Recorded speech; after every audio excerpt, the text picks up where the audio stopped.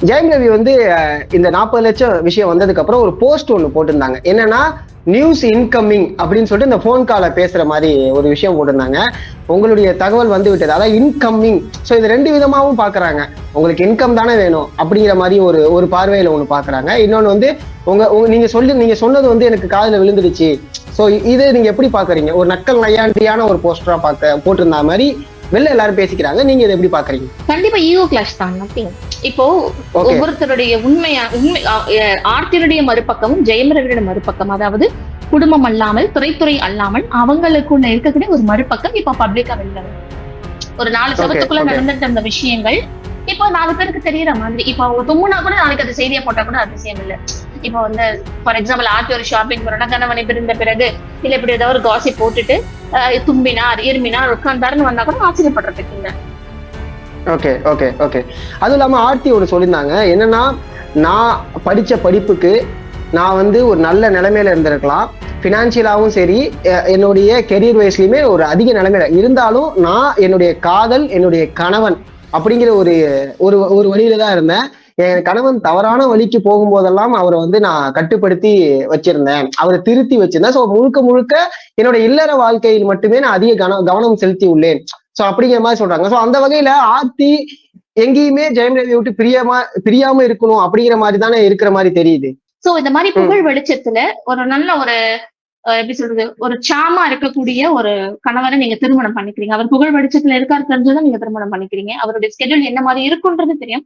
இவங்களுடைய குடும்பமே திரைத்துறை சார்ந்த குடும்பம்ன்றதும் தெரியும். அவருடைய அண்ணன் இயக்குனர், அவருடைய அப்பா எடிட்டர், எல்லாமே தெரியும். அவங்களுடைய கடமை அவங்க கரெக்டா தானே செஞ்சிருக்காங்க. அந்த கடமையை சொல்றது, அதை தாண்டி அவங்க ஏதாவது செஞ்சிருந்தாங்கன்னா ஓகே ரைட் அப்படின்னு சொல்லலாம். ஏன்னா இவங்களுமே ஒன் ஆஃப் த ப்ரொடியூசர் மாதிரியும் இவங்களும் இந்த திரைத்துறையில பின்புலமா இருந்து தானே செயல்பட்டு இருக்காங்க. அதுல அவங்க நிறைய சம்பாதிச்சிருப்பாங்க இல்லையா?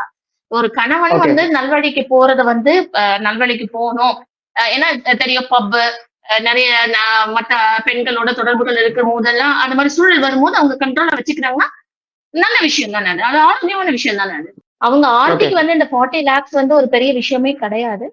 பட் ஏன்னா இது வந்து டிவோர்ஸ் தாண்டி ஈகோ கிளாஸ் ஆயிடுச்சு. அது தெளிவா தெரியுது. இந்த ஈகோனுடைய 2 பேர் பக்கமும் ஜெயம் ரவி சாரா இருக்கட்டும், இல்ல ஆர்த்தி மேடமா இருக்கட்டும், இவங்க 2 பேருடைய ஈகோட உச்சம் தான் இந்த 40 லட்சத்துல வந்து நிக்கிறது அப்படின்றது ஒரு அட்வொகேட்டா என்னோட அசம்ஷன். ஏன்னா இந்த 40 லட்சங்கிறது ஆரம்பத்திலேயே டிவோர்ஸ பத்தி பேசும்போது, டிவோர்ஸ் விஷயங்கள் வரும்போதே அதை முன்னாடியே முன் வச்சிருக்கலாம். ஆனா 2-3 அறிக்கைக்கு அப்புறம் 40 லட்சம் அப்படிங்கறத நீங்க எப்படி பாக்குறீங்க? ஏன்னா ஃபர்ஸ்டே சொல்லாம இப்ப சொல்றாங்க அப்படிங்கிறது இருக்குல்ல. அது டிவோர்ஸ் ஃபர்ஸ்ட் அனௌன்ஸ் பண்ணது ஜெயம் ரவி தான். அப்பவும் ஆர்த்தி அமைதியா தான் இருந்தாங்க. அதுக்கப்புறமா பாத்தீங்கன்னா எதுக்குமே வந்து ஆர்த்தி வந்து வாய் திறக்கவே இல்லை. ஆனா இவரு நம்ம ஐரிஷ் அவருடைய மேரேஜ் ஃபங்க்ஷன்ல வந்து இவங்க 2 பேருமே, அதாவது ஜெயம் ரவி சார் கூட ஒரு லேடி வந்திருக்காங்க, கனிஷா, அவங்களோட வெளில வந்ததுக்கு அப்புறம் தான் நீங்க கவனிச்சீங்கன்னா உங்களுக்கு நல்லாவே தெரிஞ்சிருக்கும் இந்த மாதிரியான விஷயங்கள் தொடர்ந்து அடுத்தடுத்து வருது. என்னன்னா ஜெயம் ரவி சைட்ல இருந்து ஸ்ட்ராங்கான ஒரு ஒரு என்ன சொல்றது கண்டெஸ்ட் ஒன்று எடுத்து வைக்கணும் இல்லையா? இப்ப நான் உங்க மேல குற்றம் சாட்டுறேன் அப்படின்னா உங்க வந்து குற்றத்தை வந்து நீங்க செஞ்சிருக்கீங்க, இந்த மாதிரி காரணங்களுக்கு, இந்த மாதிரியான குற்றங்களுக்கு நீங்க காரணமா இருக்கிறதுக்கு நான் ஒரு அடிப்படை ஆதாரத்தை ஒன்று வைக்கணும் இல்லையா? இந்த விஷயம் வெளியில வந்ததுக்கு அப்புறம் தான் இவர் வெளியில வரதை பார்த்துட்டுதான் இதற்காக தான் நான் காத்திருந்தேன் அப்படிங்கிற மாதிரிதான் அவங்களும் ஒரு அறிக்கையை வெளியிட்டு இருந்தாங்க. நானுமே பார்த்து இந்த பிரஸ் மீட்டுக்கு நான் ஏன் சைலண்டா இருந்தேன், என் குழந்தைங்களுக்காக நான் அமைதியா இருந்தேன், சில சூழல்களுக்காக நான் அமைதியா இருந்தேன், ஒரு சில விஷயத்த காலமே வெளிச்சம் போட்டு காட்டும் அதுக்காக அமைதியா இருந்தேன் அப்படின்ற மாதிரி விஷயங்களை வந்து ஆர்த்தி வெளியிட்டு இருந்தாங்க. இவங்க வெளியே வந்ததுக்கு அப்புறம் தான் இவங்க இந்த பினான்சியல் இதுவும் உள்ள வராங்க. தட் மீன்ஸ் ஃபைனல் செட்டில்மெண்ட்டுக்காக அவங்க எதிர்பார்க்கறாங்க. பட் இத வந்து இப்படி கொண்டு வராம தெரிஞ்சு போச்சு உலகத்துக்கு. நீங்க காமிச்சிட்டீங்க பெரிய போறதுல ரொம்ப டீசென்ட்டா நீங்க மியூச்சுவல் டைவர்ஸ் வாங்கிக்கிறது பெட்டர் ஆஸ் அட்வொகேட்டா நான் சொல்றேன்.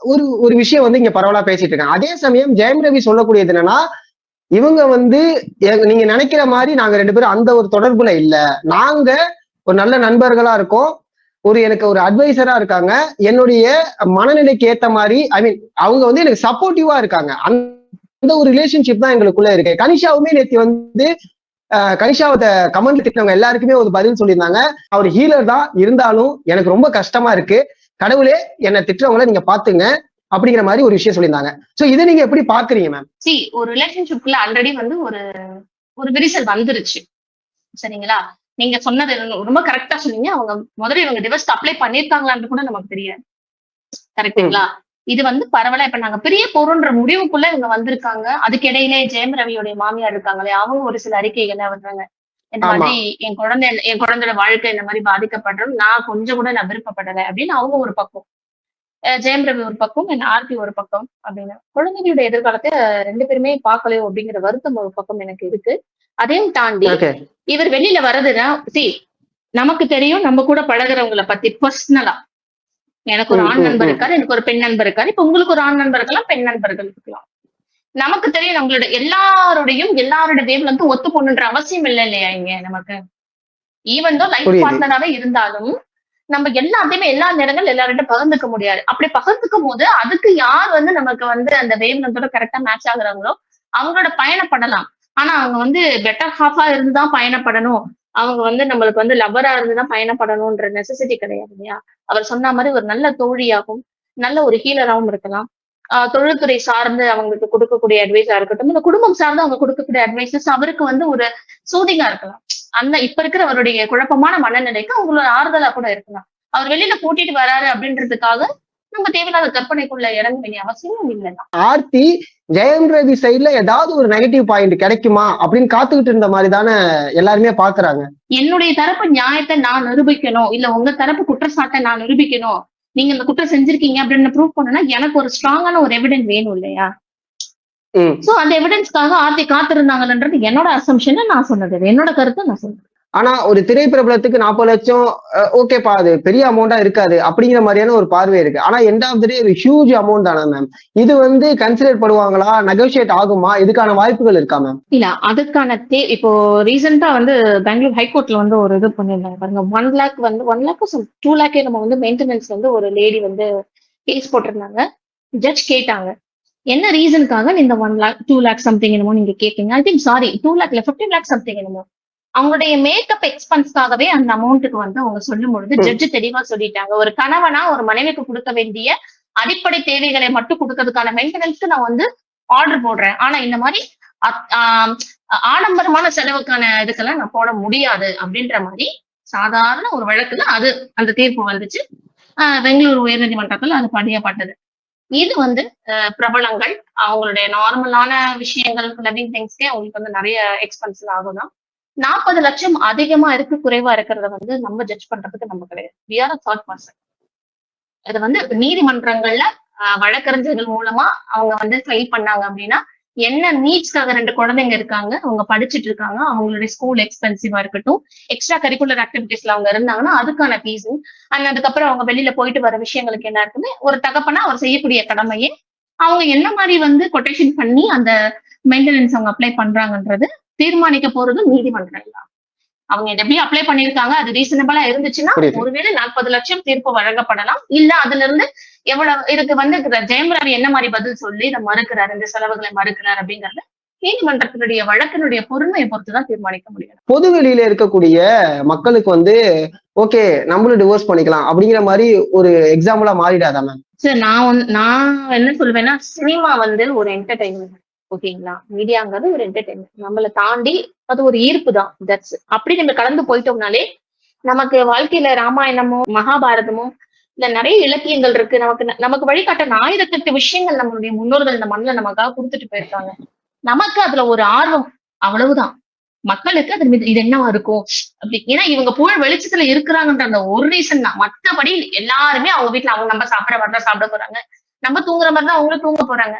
அவங்க யூஸ் பண்ற திங்ஸ் அவங்க போயிட்டு வர விஷயங்கள் வேணா மேபி எக்ஸ்பென்சிவா இருக்கலாமே தவிர்த்து யாராக இருந்தாலுமே இது அவங்களும் நம்மள மாதிரியான மனிதர்கள் தான். சரிங்களா? இந்த மாதிரியான விஷயங்களை வந்து நீங்க வந்து கையெடுத்துக்கிறது ஐ மீன் இது வந்து உதாரணமா எடுத்துக்கிறது எனக்கு தெரிஞ்சு ஆகச்சிறந்த முட்டாள்தனம் தான் நான் சொல்லுவேன். சார் ஒவ்வொரு ஓகே. வீட்டை திறந்தீங்கனாலும் அந்தந்த குடும்ப தகுதி தராதரத்திற்கு ஏத்த மாதிரியான பிரச்சனைகள் கட்டாயமா இருக்கு. சரிங்களா? ஓகே. திரைத்துறை மட்டும் கிடையாது. வெளியில நீங்க போங்க, உயர்நீதிமன்றத்துல போங்க. எனக்கு தெரிஞ்சு நாங்கெல்லாம் வந்து அட்வொகேட்டா பிராக்டிஸ் பண்ணும்போது 4 கோர்ட் தான் இருந்துச்சு. அதுக்கப்புறமா 6 கோர்ட்ன்ற மாதிரி வந்துச்சு. கிட்டத்தட்ட 10 குடும்ப நல நீதிமன்றங்கள் நம்ம உயர்நீதிமன்ற வளாகத்துல இருக்கு. இது போக சென்னையை சார்ந்து இருக்கக்கூடிய மற்ற ஒரு ஆனந்தர் கோட்டா இருக்கட்டும், தாம்பரம், செங்கல்பட்டு, விழுப்புரம், நீங்க தமிழ்நாட்டுல எங்க போனீங்களும் சார்பு நீதிமன்றங்களே வந்து பாத்தீங்கன்னா விவாகரத்து வழக்குகள் எல்லாமே பதிவு செய்யப்படுது. அதை தாண்டி அது பத்தாது, இன்னமும் கூடுதலா குடும்ப நல நீதிமன்றங்கள் வர அளவுக்கு குவிஞ்சுட்டே தான் வருது. என்னன்னா ஓகே. பூமிங் தான். ரொம்ப யாரையுமே சரி சார், ரொம்பவும் புடிச்சு இருக்க கூடாது சார். எந்த ஒரு உறவா இருந்தாலும் சரி. ஒரு கட்டத்துல அது பறந்து போயிடுச்சுன்னா, பறந்து போனதுக்கு அப்புறம் நம்ம வந்து வருத்தப்படுறதுக்கு எந்த ஒரு அர்த்தமுமே இல்ல. அது அடுத்தவங்க பார்த்தா என்ன? இல்ல நீங்க பார்த்தா என்ன? நான் கேள்வி கேட்டேன். உங்களுக்கான உறவ புரியுது. வந்து எப்படி தக்க வச்சுக்கணுங்கிறதுக்கு நீங்களும் முயற்சி பண்ணணும். உங்களுடைய ஆப்போசிட் பார்ட்னரும் அதுக்கான இது பண்ணீங்கன்னா தான் லைஃப் நல்லா ஸ்மூதிங்கா போயிட்டு இருக்கும்.